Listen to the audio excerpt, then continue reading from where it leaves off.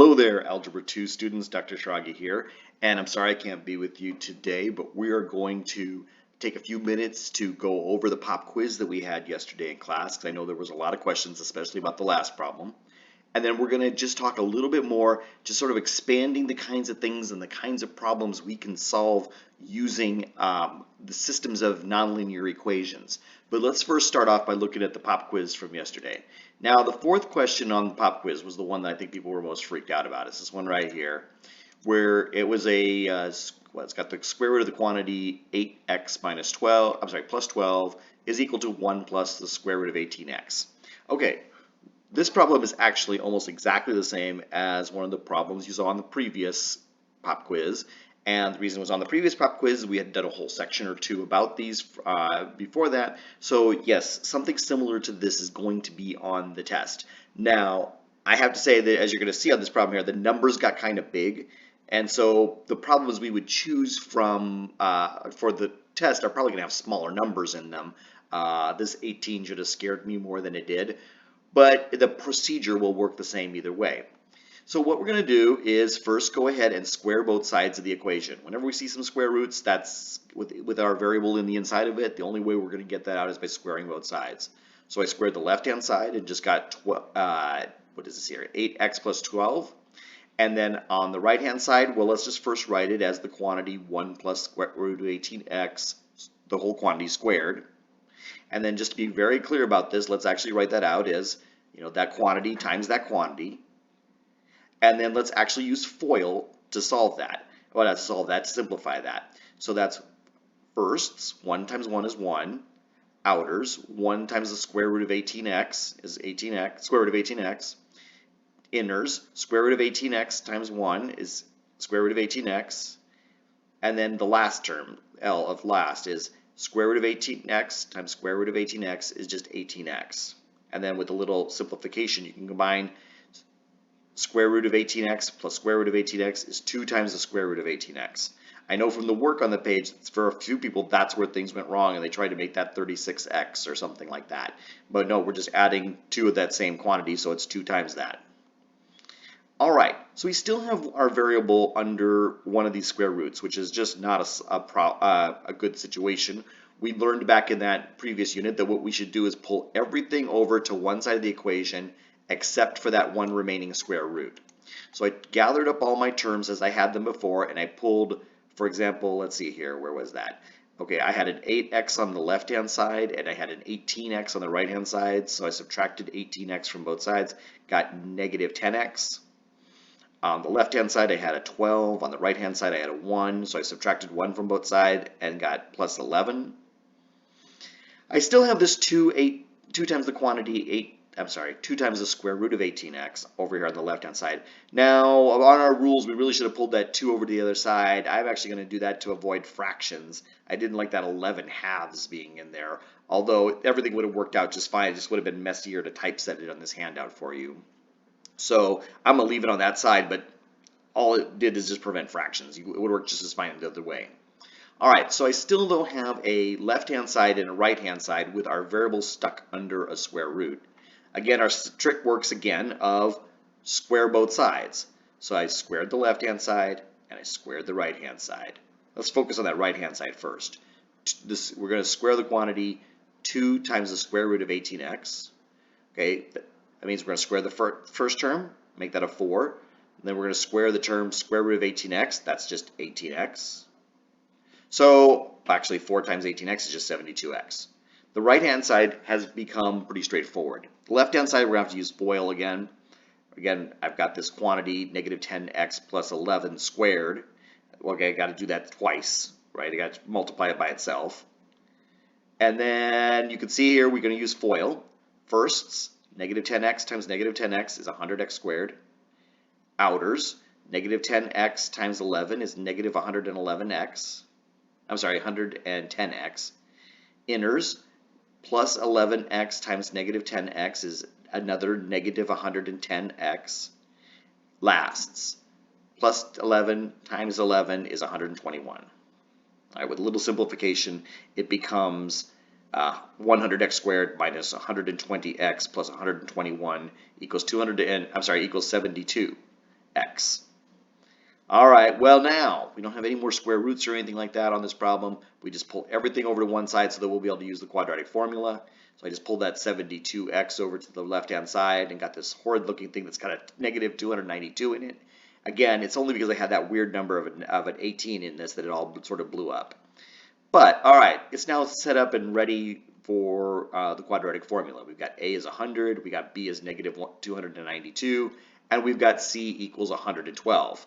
All right, so we just plug that into our quadratic formula. Now, that is a thing where you have to be very careful, right? I mean, we've got all kinds of signs issues here, and we got to be all careful about it. Like, for example, right over there where it says that negative b, well, b is negative 292, so negative b is actually positive 292. And all these terms, you got to be really careful with the signs and so on, but you work it all through, and you'll get two solutions because there's a plus or minus in there. One solution was 100 over 200, which works out to 1/2. And the other one is the somewhat stranger 484 over 200, which is 121 over 50, which can't get any simpler than that. But those are our solutions. And like I said, I was only expecting you to find one of them, and almost everybody who did find them picked off the x equals 1/2 one. And like I said, about half the class got it. I'm not entirely sure. Some of them by their work, I wasn't entirely sure if at the end they went and just looked on Desmos to plot it, because some of them, the work didn't seem like they were headed in the right direction. But I was actually pretty impressed if people were able to get this problem. Okay, again, this problem got messy, but only because I didn't really think through what was going to happen with that 18x term that was in there. That just kept getting us bigger and bigger numbers. That wouldn't happen on the test, but because we would use a better design problem.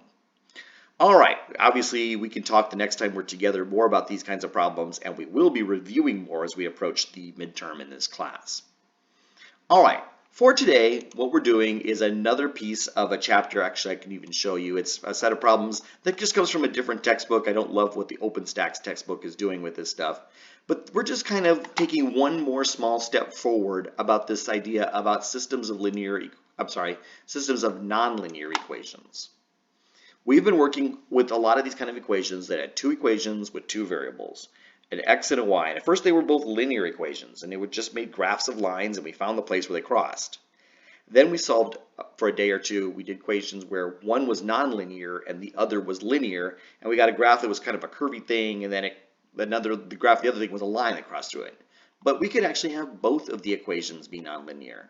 From the this is not one of the problems you're going to solve on the homework set for today, but this problem is quite related to one of the problems you're solving.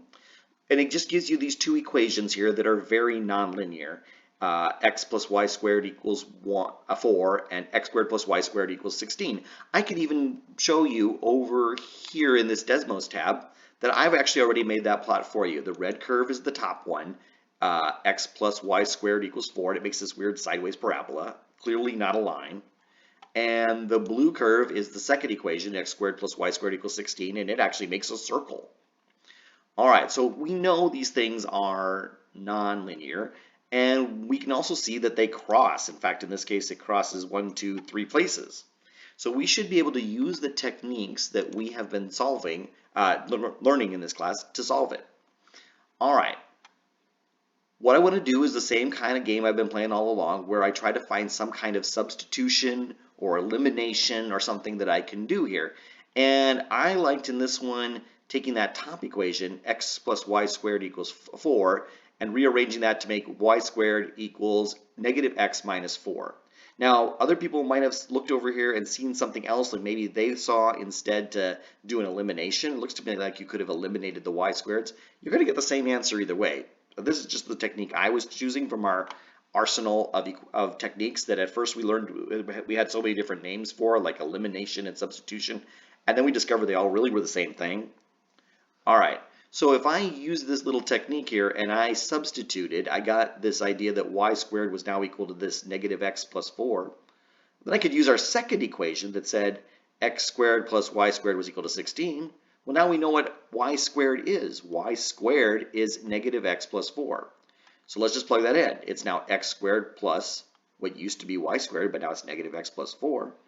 All right, now it's a bunch of algebra, chasing down all these signs and so on, and making sure you got all this expanded just right, and bring that 16 over to the other side, and we've got x squared minus x minus 12 equals 0. We could have used quadratic formula. Nobody would have sat in judgment of you for doing the wrong thing if you used the quadratic formula. I actually just factored this guy because it looked easier, and you know I hate factoring. But we now have values of x and y. I mean, it's our favorite trick, right? Two terms multiplied together to get 0. So we know either this first term is 0 or this second term is 0.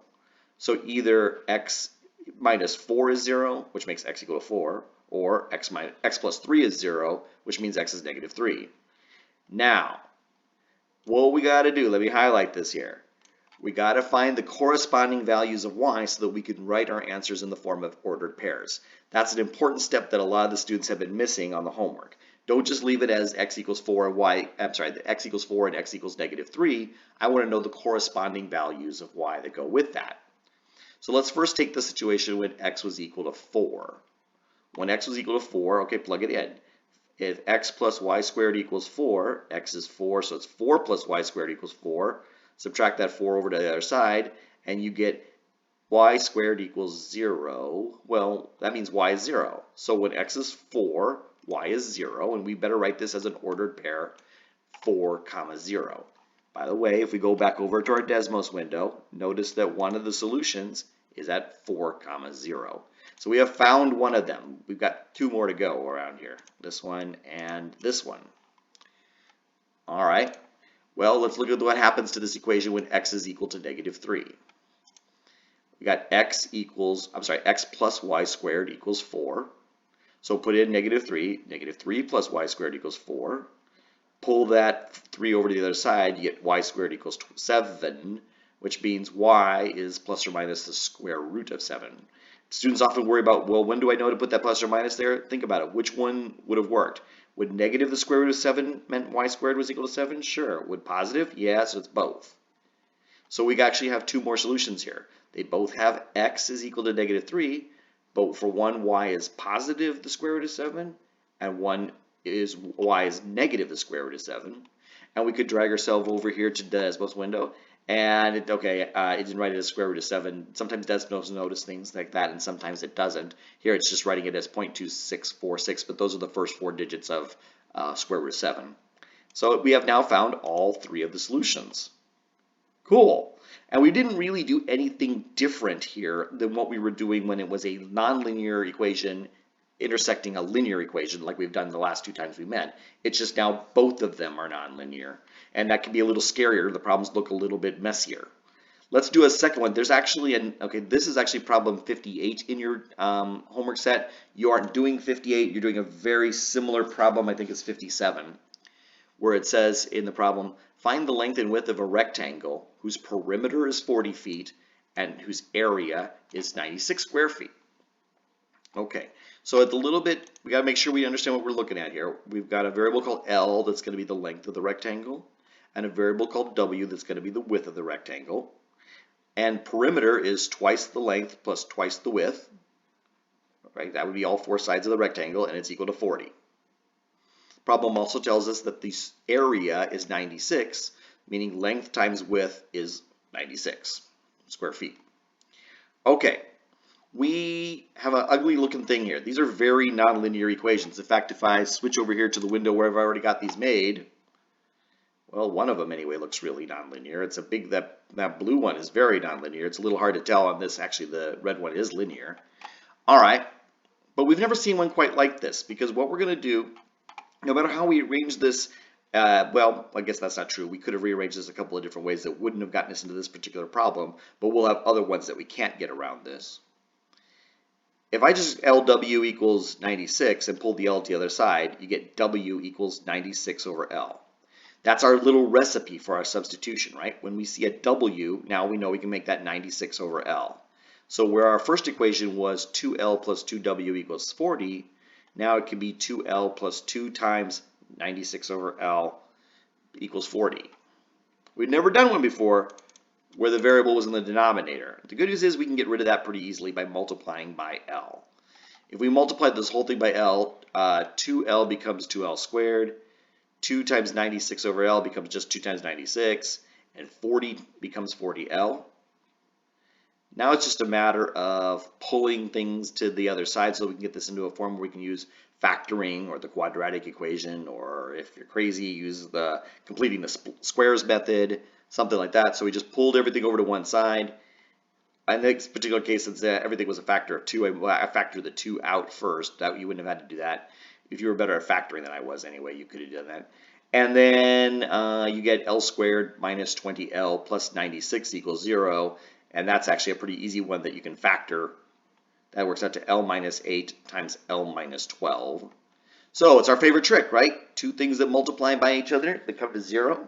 That tells us either this first one has to be 0 or the second one is equal to 0, which means either length is equal to 8, so that 8 minus 8 equals 0, or length is equal to 12, so that 12 minus 12 equals 0. So either length is 8 or length is 12. You'll find out if you actually work it out that if the length is 8, the width is 12, and if the length is 12, the width is 8. Basically, it's just which way is it in portrait or is it in landscape. So our ordered pairs, though, of length and width are 8, 12 and 12, 8. And in fact, if we go over here and look at our graph of this system of equations, I'm going to zoom in a little bit over here. Here's where they cross. Look, 8, 12 and 12, 8. All right, so these are not the end of the world, these kind of problems here. We only are giving you 4 of them for this homework set. The homework set will be posted for you up on Google Classroom, and there'll also be instructions about working in groups. I want you guys to work in groups of 2 or 3, and not picking them on your own. You guys are going to be assigned groups, but there's only 4 problems to do, and you'll just do that with the remaining time today. All right, I hope everything goes well. Sorry I couldn't be there with you today, and be good for the substitute. All right, see you guys on Tuesday. Thanks.